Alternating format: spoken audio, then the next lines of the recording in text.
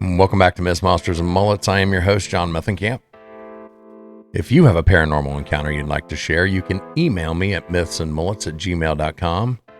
And when I say paranormal, I mean anything. UFOs, cryptids, ghosts, anything weird. I want to hear it. mythsandmullets@gmail.com. I'd like to thank everybody for all the support they've been giving me on all of the platforms. If you haven't yet, make sure you're hitting that subscribe button. Like, comment, share, tell a friend about the show. That's the only way we can grow. Make sure you're checking out all the descriptions in all my videos. If you look down below, you're going to find a list of all my favorite podcasts. Nevermore Hollows, Drunken Cryptids, Chumming with the Spirits, Lodge Tales, and so much more. Give them a follow. I think you'll like what you hear. On tonight's show, we have Maxim Furek. You've probably heard him on other podcasts and other shows. I heard him on Drunken Cryptids, and I thought, I got to get this guy on the show because I can do a much better job than Matthew. Just kidding, Matthew. Love you, brother. Go check out Drunken Cryptids. I give him crap all the time, but he is a really good friend of mine, and I know he can take it. But Maxim comes on the show, and if you haven't heard him before, he is a rock journalist turned author, turned paranormal investigator. Really interesting guy. Also a psychologist. He's got so much going on. But this is a great episode. Sit back, relax, and enjoy the show.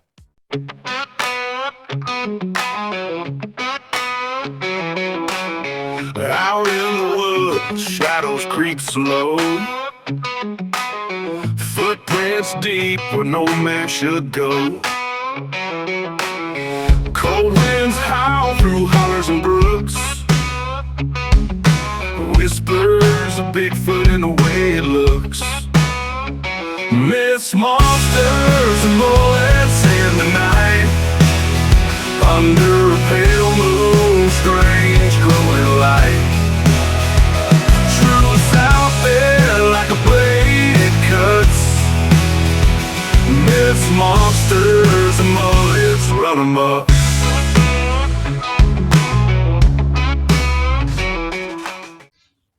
Welcome back to Myths, Monsters, and Mullets. I am your host, John Methencamp. On tonight's show, we have psychologist, author, journalist, Maxim Furek. Maxim, how are you tonight? Really good, John, and thank you for that wonderful intro. I feel special, but yeah, thanks. I'm looking forward to having our conversation and talking about the Lost Tribes of Bigfoot and Sasquatchery and all that. So thanks so much for the invite.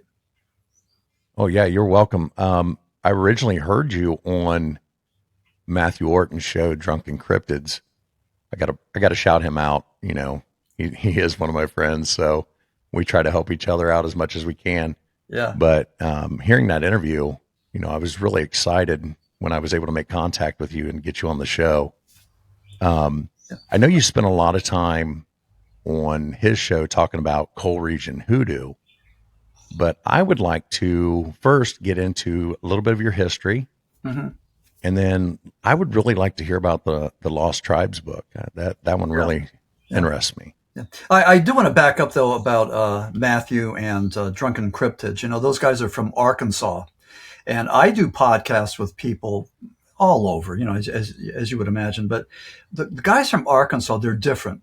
They call you sir and good sir and kind sir. They're a different, I don't know where they're from. They may be from Uranus or Venus or someplace, but I mean, they are the gentleman's gentleman. They are so kind, and I'll tell you, they can't do enough for you. So, you know, Matt, you know, if you're listening, thank you so much for what you've done. And, you know, they're just great people. But yeah, I was on Drunken Cryptids. And we talked about the Lost Tribes of Bigfoot, and this book came out last year. It was published by Hanger One. And one thing that's interesting about the Lost Tribes is that it has a thing called IBT, and it's Immersive Book Technology. And this is kind of new and it's kind of cool. But what it is there's a bunch of barcodes throughout the book. And if you take your phone's camera and hit that, that'll open up a video. And there's about 8 of them, but open up a video of me talking about that chapter. Now, we Oh, did wow. this here in my office space in northeastern Pennsylvania, and we took about 2 hours. And they asked me what chapters I liked the best, and those were the ones that we did the interviews on. But it was great, and it turned out pretty good. But a lot of people that have gotten the book they sort of rave about the IBT technology because it's different, and maybe that's the future. I mean, barcodes have been around for a while, but to place them into books, it adds another dimension, another dimensionality. And I'm just so glad that Lost Tribes is part of that technology. It's really kind of cool. So Hangar One did that. That was Doug and Alex Hychek. Great people. Yeah. And also, this new generation that's coming up, that they're all about the technology. You don't see many kids nowadays with books in their hands, but if you can add that, that QR code, and they can still use their phone, that's a draw for the younger generation, I think. We would hope, and we assuming that they still read, and so that's another thing too. I mean, our society, our whole country's been we've been dumbing it down for a while, and that's a scary thing. So, but that's a chat for another time. But I am. We had talked about this earlier, but I'm working on my next book is called The Paranormal Apocalypse. Is this how it ends? And there's a gray in guise of the Grim Reaper with the time, the sand dial there, the sand clock, and the skulls. And it pretty much talks about some of that, about the fear and what's happening with our society. And, so I'm working on that and hope to have that done this year in the summer of 2025. But, I go to a lot of book signings, and, unfortunately, there's a lot of people out there that don't read. And for your listeners out there, let me tell you this. I think that one of the best things I do is I turn off the TV, and I, not the podcast, but the TVs, and I Don't turn off my podcast. Not the podcast, yeah. But I like to read. I think reading is so good because you do your own visuals. You see your own stuff, and it's good. It's just a wonderful thing. It's good for the head. It's meditative. So if you're not reading, please consider reading the newspaper or a comic book or something. Just get it started because it's a good thing. It's a good thing. Yeah, I had a high school English teacher that, you would think it was English lit, and he didn't care what you were reading as long as you were reading something. So if you brought in a comic book, you got credit for that as long as you could do a report on it. Yeah. It didn't count as much as a novel, but it still counted. Reading is reading, and it is very important. And when you say that a lot of the old stuff is just boring, none of it's boring. I mean, the Bible's filled with sex and violence and blood and the apocalypse. And Chaucer is filled with farting and defecation. And God, you name it. I mean, Chaucer was down and dirty, So, and Shakespeare, I mean, every single way you could view humankind, with jealousy and love and, all and murder. And I mean, it's there, it's there. So my one goal is I got to read Moby Dick, and that's in very old English. It's really tough to read, and it's a big book, but I'm thinking I got to do that. Just read it one time in my life, so that's on the list, the bucket list. Yeah, I did read that in high school, and you're right. It's not in the type of language we would speak today. Yeah. Like even in the old days, they like in horror movies, they talked about he fixed on her. What the hell does that mean? Well, he just stared at her. He fixed on her. But some of the language is kind of neat. It's just So I would like to hear some of the insults that you read in some of these books come back, because they like just make you laugh just saying them. Yeah. When you read some of those older texts, yeah. you're like, what is this word? And then you find out, oh no, they were putting somebody down with that. Things haven't changed. I mean, there's nothing new under the sun. 2,000 years ago, John, there were guys like me and you having similar conversations.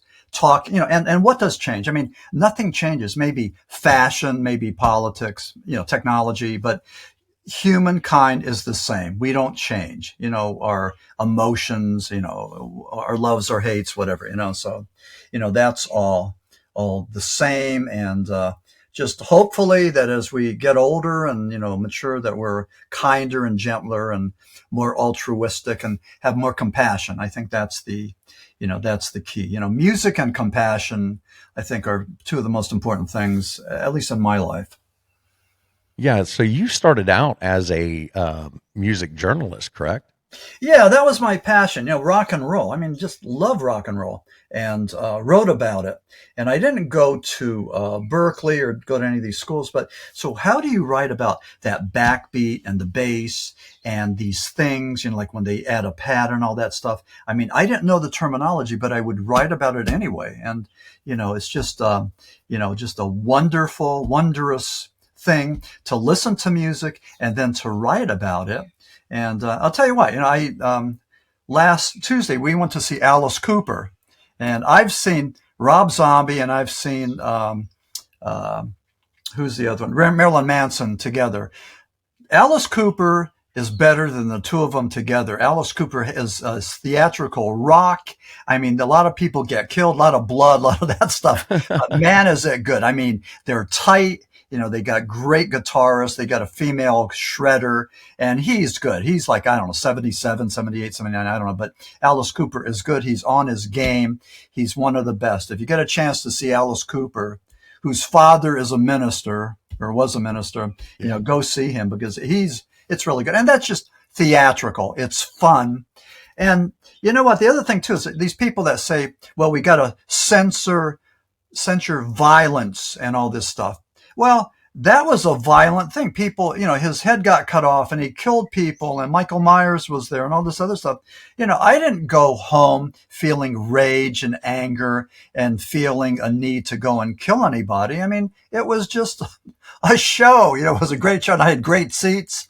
And, we went out for a nice meal before, and my wife doesn't like that stuff. So I went with my buddy, my wingman, John. But we had a great time, and that was good. I love concerts. And, so that's what I used to do. I used to write about rock and roll, and that got me into the paranormal. It was just like a real fluke, a quirk, not a coincidence, but some kind of destiny or fate brought me into the paranormal. Let's touch on that a little bit. I know we had said we didn't want to go into that.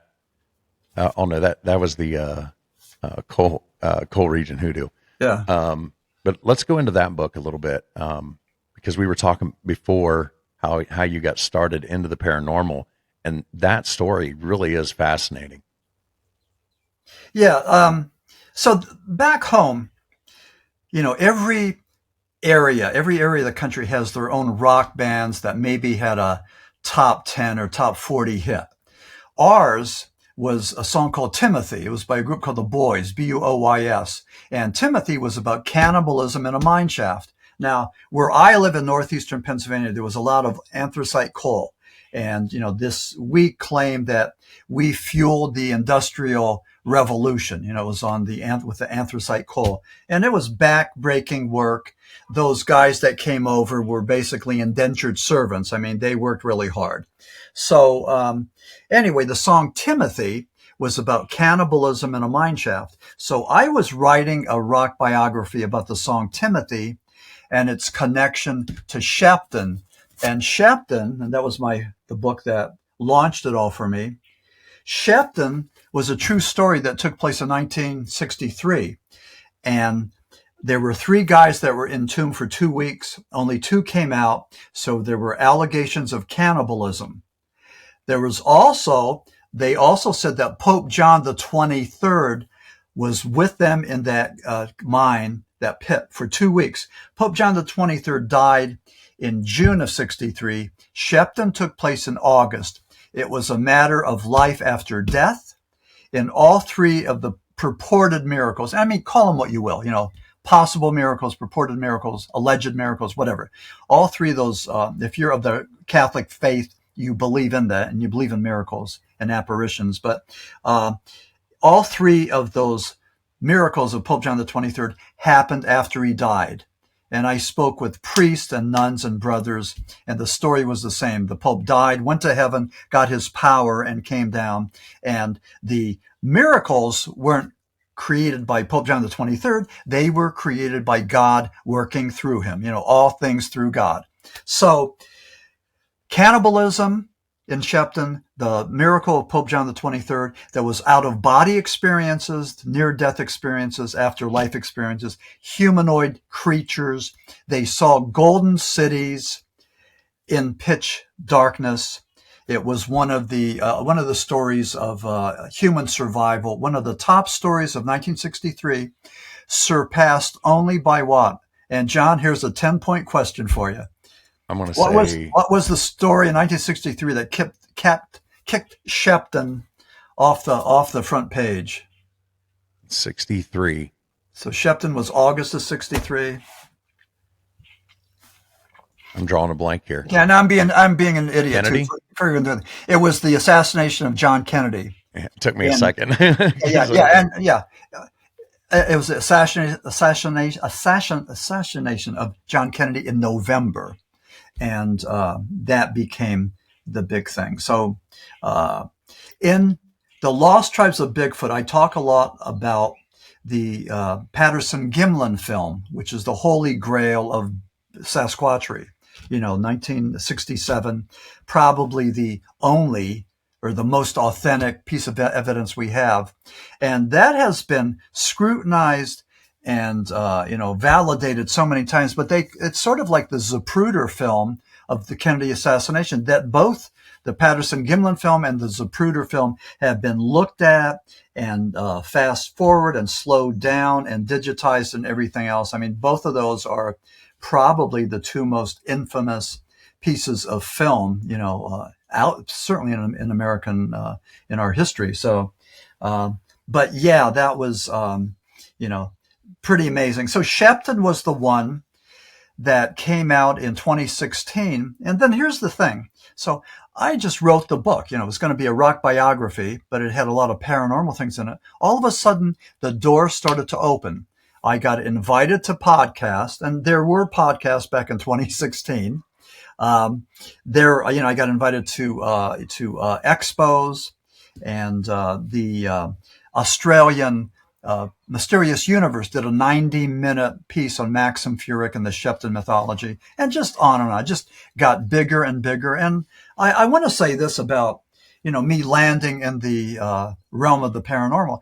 People that I've met, such as yourself, have been so helpful and so gracious and so hospitable. I mean, it's been a wonderful, wonderful transition, and I can't say enough about it. I mean, paranormal folks are pretty neat people. I mean, they're very tribal. It's like our tribe, and it's great to be here to talk about the paranormal, because I love nothing better. Just like you, just trying to understand what it is.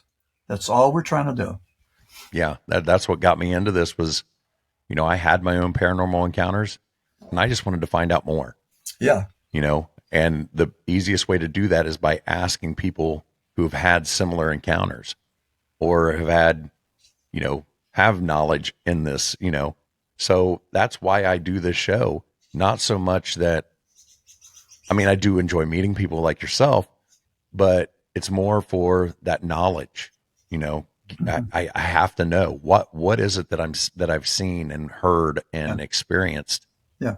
Because at the moment that any of this stuff happens, it's mind blowing, you know, and it's not supposed to exist. Yeah. And I think everybody has a piece of it. Everybody has a little sliver of that answer, whatever that is, or has a part of that tapestry, if that's what it is. So, I've spoken with people that, have seen Bigfoot. They claim to have seen Bigfoot, and they tell me their stories. And, again, I just listen, because there's no way of me proving or disproving it. So I just listen to what they have to say. And, but pretty amazing out there. And I've spoken with people that I have high regard of, who have had sightings or know of people who have had sightings. So there's something going on here. And we know this because thousands of people are seeing similar things. There's a lot of commonality. Now, the one thing I want to talk about is, when you talk about, you interview all these people, and in this day and age of the computers and Google, any one of us could go out there and Google Bigfoot and figure out what it is and describe it and all this.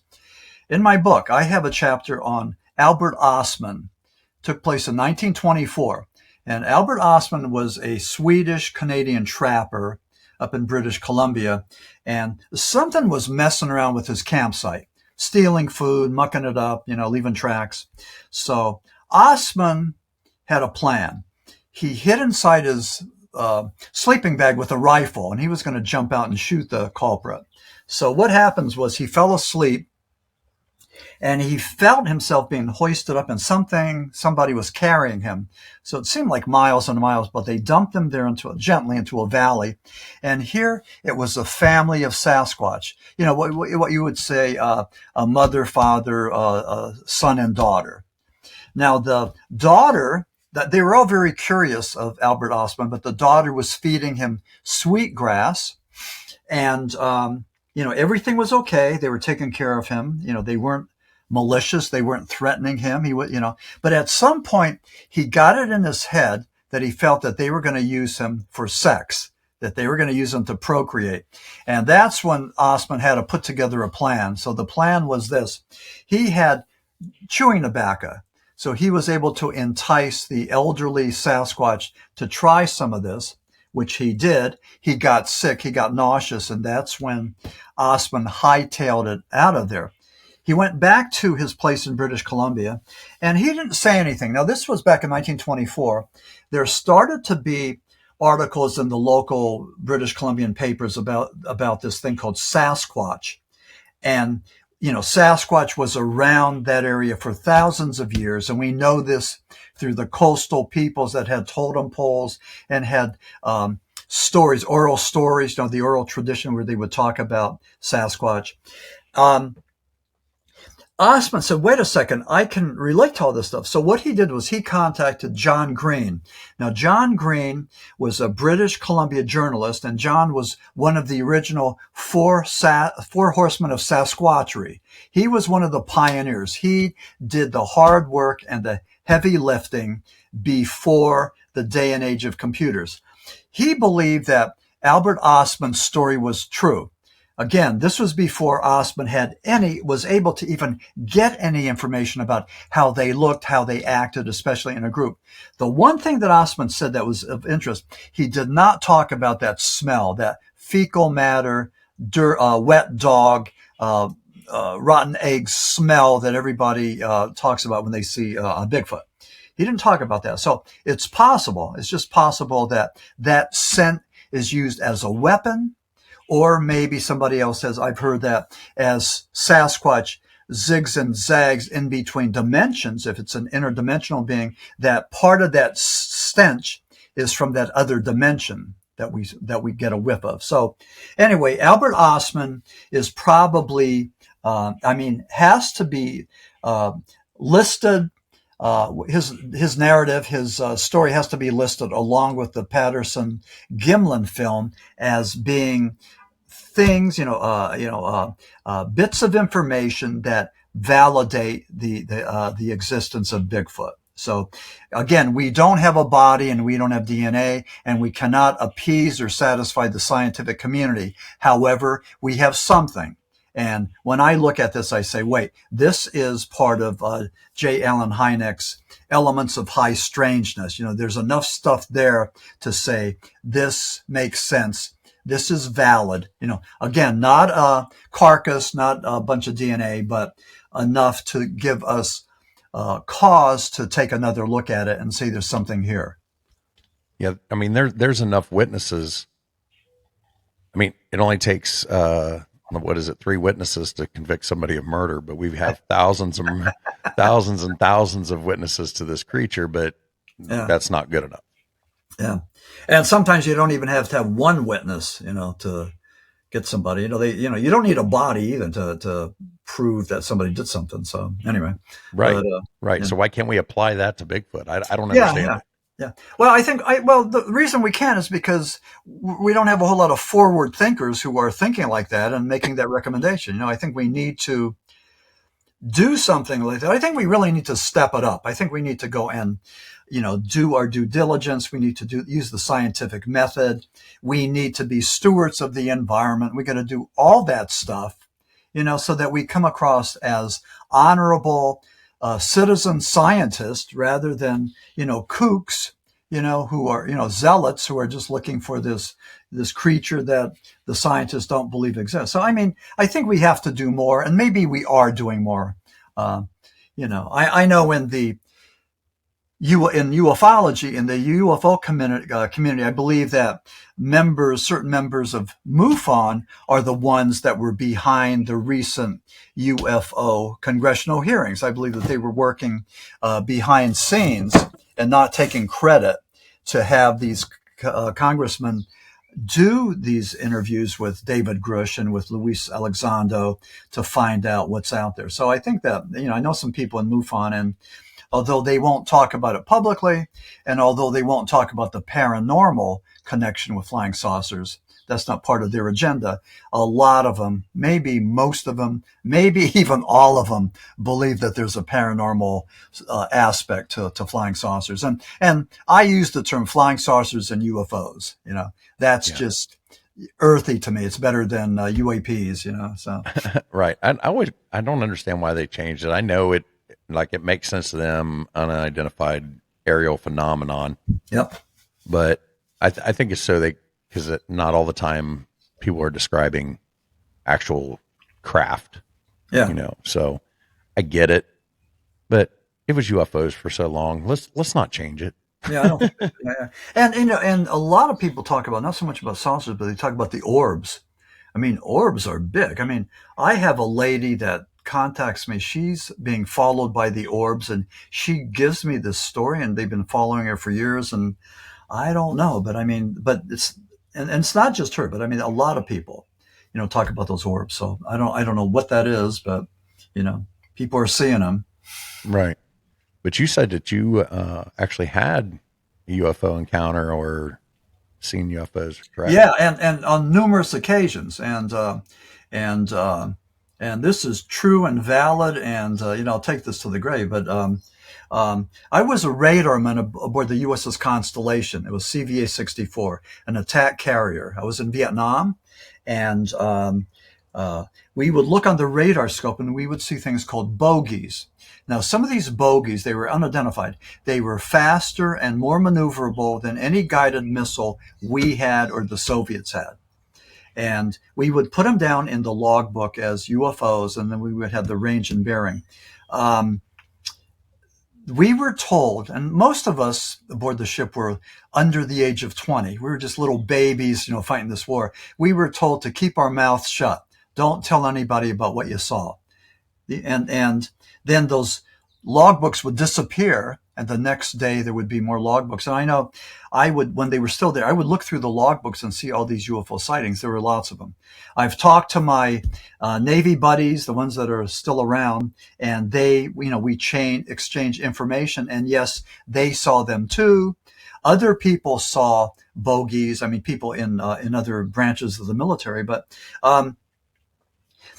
in 2004, aboard the USS Nimitz, they saw this Tic Tac video. There was a Tic Tac video off the coast of San Diego, and it went back and forth. The G-force was tremendous, and they didn't think that any human could withstand that terrific, twists and turns. And then what happened was, we were talking about UAPs, unidentified aerial phenomenon, the Pentagon's, nomenclature. This thing hovered, and then it went under the water. So they started to use the term unidentified anomalous phenomenon to take in all this stuff. So we know that there's been a lot of, sightings of these craft that go under the water. But the Patterson-Gimlin film of 1967, the U.S. Navy video of 2004, to me are the most authentic things we have in Sasquatchery and in ufology. I don't think that there's anything more, anything better that we've seen and that we've been able to talk about and scrutinize. And that's the thing. It has to be something that's not under the radar, but it's something that you and I will discuss and talk about. And those two things are, so that's what I call the Holy Grail.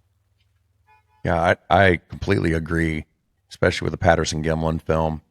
I would throw the Ape Canyon encounter in Okay. there. Yep. Okay. Yeah. Yep. As far as, the most plausible and believable accounts, I mean, you had so many people reporting the same thing. And, when they went back out to the cabin, there's these holes in the walls that, no man's going to do that, Yeah. Yeah. So And, I put that in there too. yeah. And what's unique about Ape Canyon is that these Bigfoot creatures, these cryptids, were aggressive and threatening when typically with Bigfoot sightings, they're not. They're reclusive, they run away.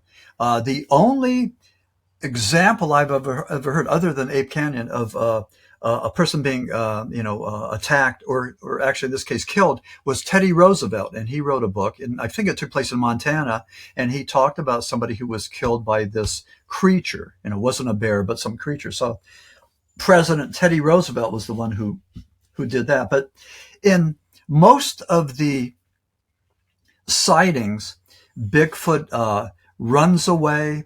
It's curious, but runs away. They seem to glide rather than walk. They seem to emit light from their eyes rather than reflect light. They have a thing called what Rosemary Ellen Guiley called rapid transport or bilocation, where they can you see them ahead of you and then they're behind you, or they shape shift from the material and tangible to the intangible. And this is exactly what the natives of British Columbia said, that Sasquatch could go and assume different forms, and that it was a blessing to see a Sasquatch, that Sasquatch was the protector of the environment, and just a lot of things that, are good things. I mean, it's almost like, and I have a chapter in my book, The Lost Tribes of Bigfoot, that sort of ruffled the feathers of some people, but I called the chapter, Is Bigfoot Our New Religion? And I took a look at, the lack of people going to church, and I talked about people going into the woods and how that is sort of like a spiritual experience, with the sacrifice, the sacrament, the shared values, the higher power being Bigfoot and all that. And again, nothing to make fun or to belittle Christianity or Buddhism or Hindu or Islam, the main four.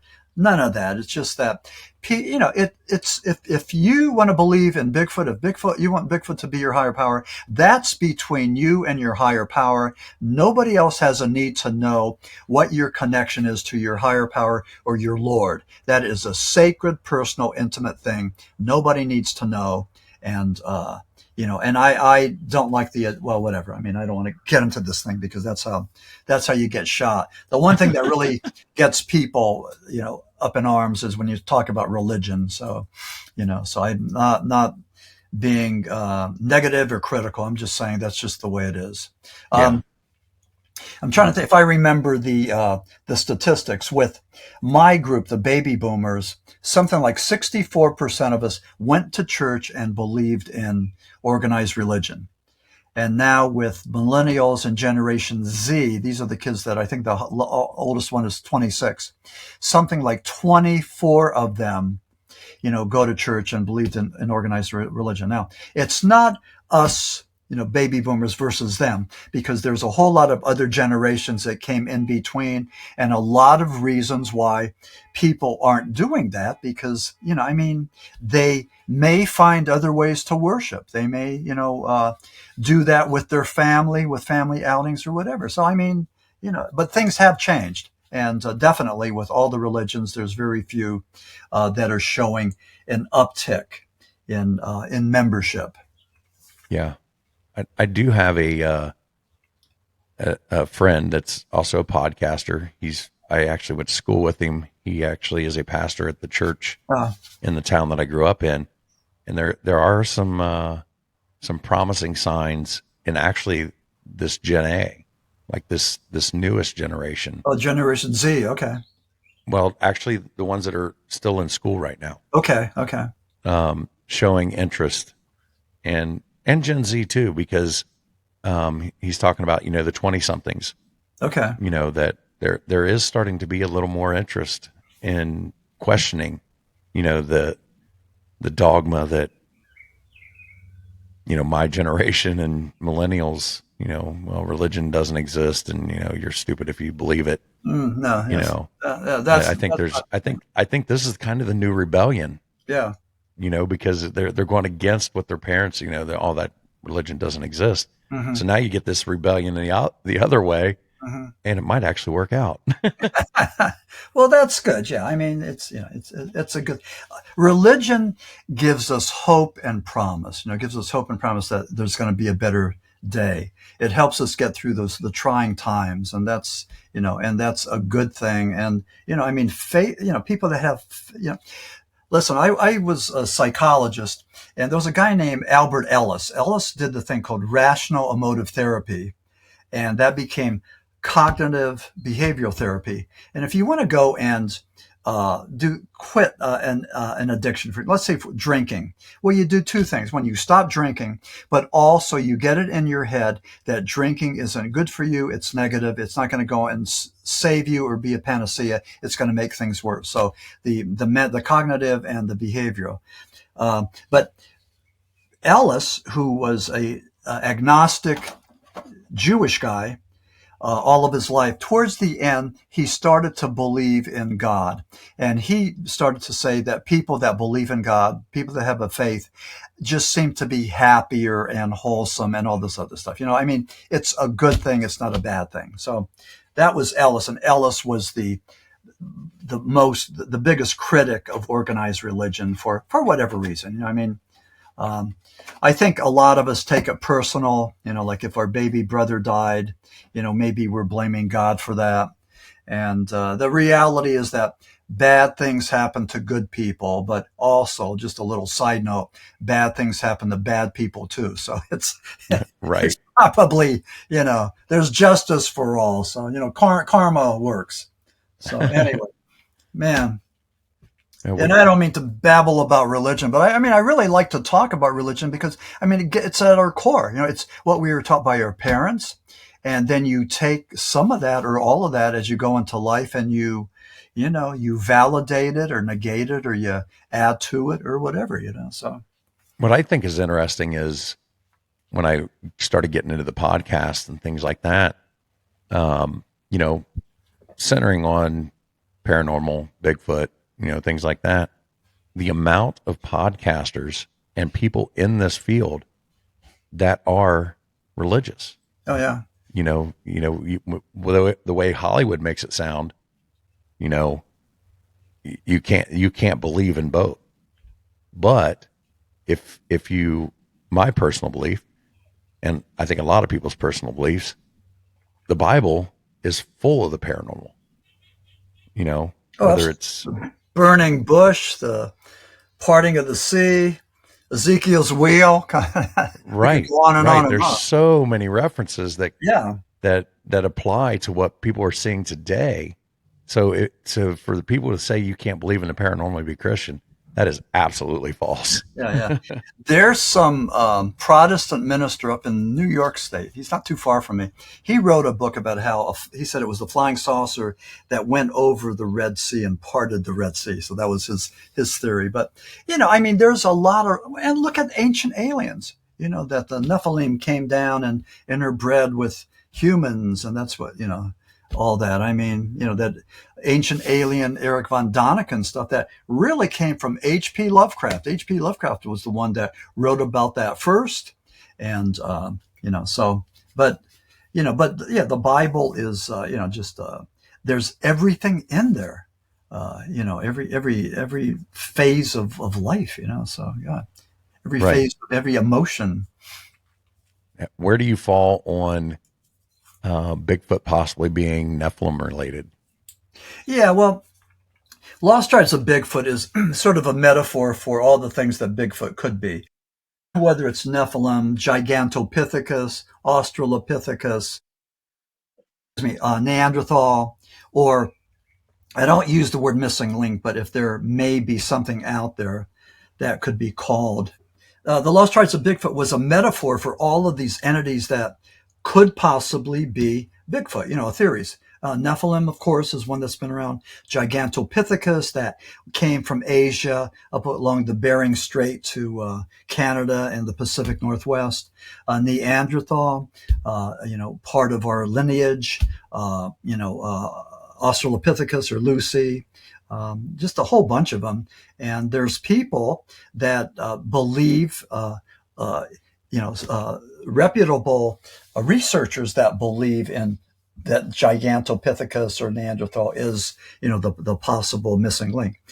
What's interesting, I think, when you study some of this, there's no such thing as a missing link. There is an SCA, that's a single common ancestor, and man and apes came from that single common ancestor years ago. Apes evolved successfully and climbed the trees.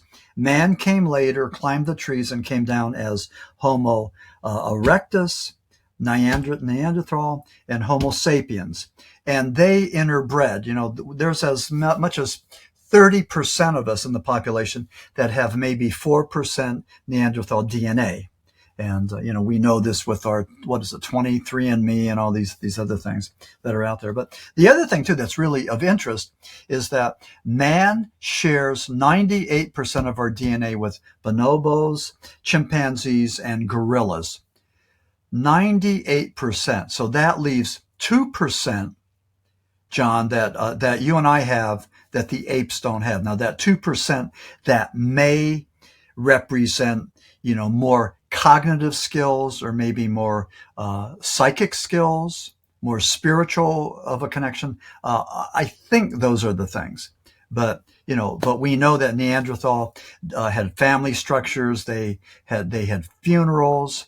A lot of these had language and they used tools and all that. So, but 2% is what separates us from the apes that are the closest to us. And I think that's pretty amazing.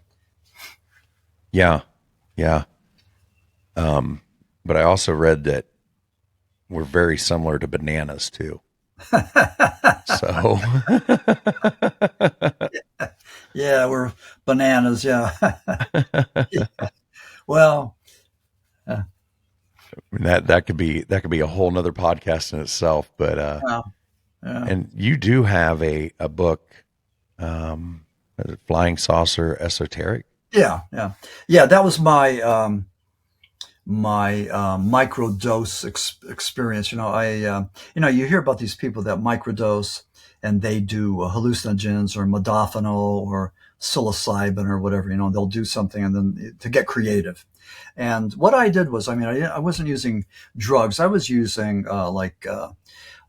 green tea and valerian root and some other things. But what I did was I wanted to write a book in 100 days. So this was 2003. Coal-Region Hoodoo came out after years and years of research. So that was really a good book. And I highly recommend Coal-Region Hoodoo, Paranormal Tales from Inside the Pit. It's great. But anyway, I wanted to write another book that same year. So I did it. It was all an ego trip. Could I get 2 books published in the same year? So that was my impetus. But the other thing was, could I do it in 100 days? And here's the thing. I was writing morning, noon, and night. My wife never saw me. I thought that after 100 days, if I'm reaching burnout, I'll just pull out of it and stop. So 100 days was, the limit. I finished it in 97 days. And in Coal-Region Hoodoo, I have, let me just show you.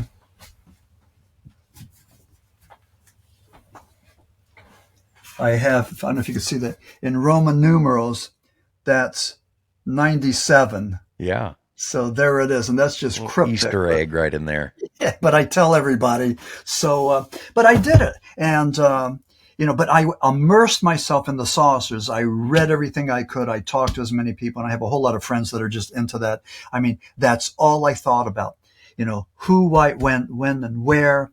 And the book, Flying Saucer Esoteric, is an encyclopedia, the history of ufology from the days before Christ, when people saw things in the sky. When to say that there was life on other planets, you could be viewed as a heretic. Like Galileo, he was placed on house arrest. Copernicus, if he would have been around, he said that the earth went around the sun. Well, because we were made in God's image, everything came around the earth. That's what the church and state believed. That wasn't true. Copernicus proved that we went around the sun. It's a good thing that he died before they got to him, because they probably would have burned him at the stake, like they burned Bruno. Bruno was considered to be someone who went against the church and the state, and because of his convictions, he was put to death. So, but anyway, Flying Saucer Esoteric looks at all of that. And what's interesting is that if you were to open up the book to 1947 and look at Roswell, what's interesting is that there's a ton of stuff that came before Roswell and a ton of stuff that came after Roswell. Roswell's not the beginning nor the end, but Roswell. And it's interesting too, but I mean, Roswell is almost like a fairy tale, because it happened in 1947, and then in 1980, Charles Berlitz and William Moore wrote their book, the Roswell Incident. 33 years later, 33 years of secondhand information and blurred memories and all that, but. We started to have people that say that, yep, we saw the bodies, and yeah, we saw the craft. And you had people like Bob Lazar say, yeah, I was involved in retro engineering these things. And the thing of interest is when we started to have the congressional hearings in July of 2023, where David Grush said he knows where the bodies are and he knows where the vehicles are. And then November of 2024, Luis Elizondo said the same thing. I know the government knows something. Well, nothing's happened. It's just a tease. It's a song and dance. It's talking the talk. It's not walking the talk. And Grush said that he would go and reveal his sources and show them where everything is under the right circumstances. And that never happened. Now, what I did as a Floridian, I became a Florida resident 2 years ago. I wrote letters to 7 people who were involved in the congressional UFO thing. Florida Senator at the time, Marco Rubio, he was the vice chair of the Select Committee on Intelligence. Representative Anna Paulina Luna, Tim Burkett of Tennessee, who claimed that the government knows that there's a flying saucer out there, there's a cover-up. Senator Chuck Schumer, co-sponsor of the Unidentified Anomalous Phenomenal Disclosure Act, and then Senator Kristen Gillibrand, organizer of the All Domain Anomaly Resolution Office. That's why our heads are spinning, because there's all these groups, the Anomaly Resolution Office, the Unidentified Anomalous Phenomenal Disclosure Act, on and on and on. Our head is spinning because that's the way they want it to be. But anyway, long story short, I sent 6 letters out. I got 1 reply, and that was Marco Rubio. So my correspondence was this: can't you encourage or force Grush to show his cards? Tell us what he knows. Where's the bodies? Where the saucers? At that point, Marco sent me a letter back, and we were getting a nice correspondence going, and then Marco got tabbed for Secretary of State. So he's out of the UFO business, and I'm looking for a contact. So, I think I'm going to do it again, but I'm going to keep on writing cards and letters to the politicians just to see, what I could come up with. And maybe through the Freedom of Information Act, maybe there's things out there that we haven't been privy to. I don't know. But so far, those UFO congressional hearings have not shown anything. They haven't demonstrated anything. And don't tell me about transparency, because there is none. Yeah. There's never been transparency in the Yeah. government. I mean, that's like an oxymoron. Yeah, and I get it makes me angry. I mean, I get really angry about this because we're all talking the same thing. We're not getting, we haven't moved much. The needle hasn't moved, so I don't know. I don't know what the reality is, but we talk about Roswell and we talk about Area 51 and we talk about reverse engineering, but again, nobody's come up with anything. And Bob Lazar, a lot of stuff about him just didn't add up, like whether or not he actually was educated at MIT and if he was actually working for a specific government entity and all this. I mean, these guys, these whistleblowers talk a good talk. They know the lingo, they know the language, they know the technical terms. And I don't, but they do. And they sound, Grush sounds convincing. He sounds so convincing. So, I don't know. I wish there would be more. I wish the government would be a little bit more forthcoming. I wish they would just bring a conclusion to these congressional hearings, and we haven't had that yet. Yeah. And you live at least part-time in Pennsylvania, and that's a kind of a UFO hotspot right now. I mean, over the last 20 years, you can go back to Kexburg. Yeah, Kexburg, yeah. December 9th, 1965, yeah. And, so it's either flying saucer or it's a crashed American satellite or a crashed Soviet satellite, or it's a Glock Bell from 1930s Germany that they sent over here through time travel, and that's the latest incarnation. Kexburg is starting to get that mythology like Roswell. It could have been a crashed Soviet. They think it was a probe to Venus that came down and crashed there. And so, back then, well, as now, all of these countries are trying to get a military advantage. And, whatever was there, as the story goes, in Kexburg, Pennsylvania, it came down in December. People went out there. The army came in with the trucks. They carted something, an acorn-shaped object out, covered with tarps. And then supposedly they took it to Patterson Air Force Base.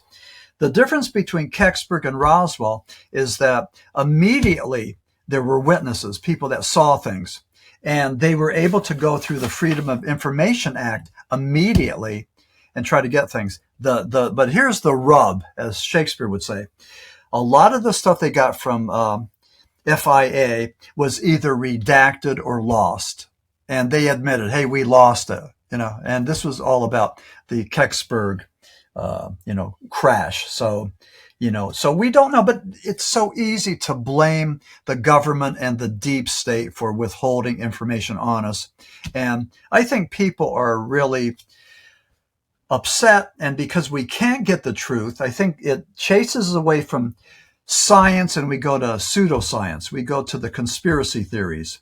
And so with the conspiracy theories, both you and I could add to that story, that narrative, add our own little spice to it. And it's too bad because we live in a day and age where there's just too many conspiracy theories and the truth is being muddled and clouded and, and muddied and everything else. I mean, who knows what the truth is anymore? We talked about President John Kennedy. Not too long ago, QAnon people showed up in Dallas, Texas, waiting for John Kennedy, the former president, and his son, John Kennedy Jr., to manifest, to show up. They waited for that. And that was from a podcaster that told them it was going to happen. Again, another messiah, another false prophet. Amazing what people buy into. I really think that the government loves conspiracy theories because it just gets everybody fighting. And then they're like, oh, it doesn't matter which side we play on.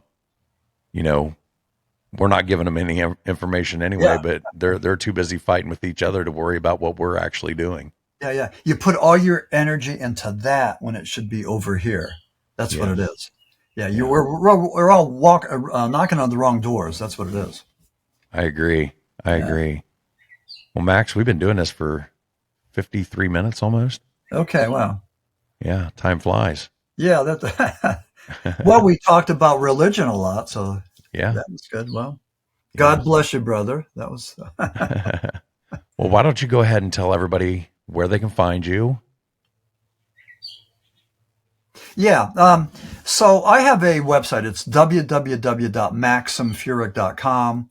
And if you're interested in purchasing an autographed copy of any of my books, Lost Tribes of Bigfoot, Flying Saucer Esoteric, Co-Region Hoodoo, or the Shepton mythology, just contact me and I'll give you a nice price and I'll autograph it, all that. The other way is you could go to Amazon and you could go and check out my books on Amazon. It's Maxim Furek, and you could get them on Amazon as well. I tell people, to support local bookstores, libraries, and authors. I mean, we're the ones in the trenches. We're the ones trying to go and, I don't know, make a living, survive, whatever it is that we do. And again, this isn't a complaint. And I'm not crying on your shoulder. I'm just saying that we should support local folks, because if not, they're going to go away like the malls. And, unless you want Amazon to take over the whole world, think about supporting local authors and bookstores. So anyway, but it's your choice. But maximfurek.com. I'm a paranormal author, and, and if you contact me on my website, I'd be glad to go and chat with you about, your feelings about the paranormal and Bigfoot. So That's awesome. Yeah, and I will put those links in the description. So to the books and to your website. And Max, I really do appreciate you coming on tonight. And if you have a paranormal encounter you'd like to share, you can email me at mythsandmullets@gmail.com. Until next time, I'll talk to you later. Gotta go. Shadow in the pines lurking in the dusky air. Bigfoot stomps through the woods like he don't care. Lights in the sky flash green then blue. Aliens descending with a secret or two. Whispers in the breeze, cold fingers down your spine. Ghosts in the graveyard, twisting through time. Eyes wide open in the dead of night. The myths and monsters giving one hell of a fright. Oh, Myths, Monsters, and Mullets podcast, spinning wild tales of a future and a past. Hosted by John Methencamp's fiery soul. He takes us where the wild unknown flows. Oh, Myths, Monsters, and Mullets podcast, spinning wild tales of a future and a past. Hosted by John Methencamp's fiery soul. He takes us where the wild unknown flows. Down by the bayou, you hear a raspy growl. Swamp gas glowing as the coyotes howl. A UFO zipping just above the trees, grabbing hold of wonder like a southern summer breeze.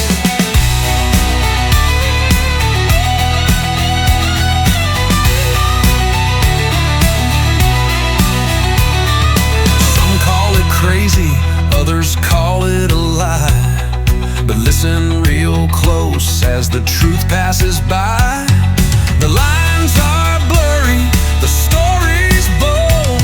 John Methencamp spins them into southern gold.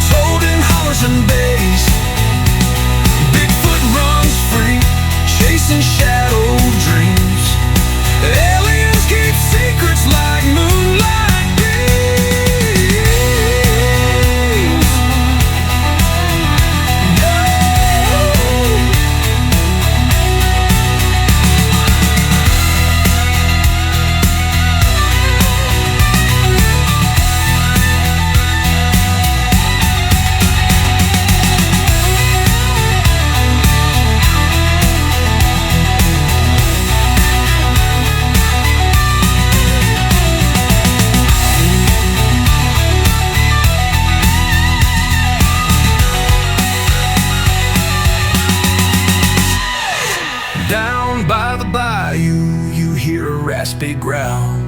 Swamp gas glowing as the coyotes howl. A UFO zipping just above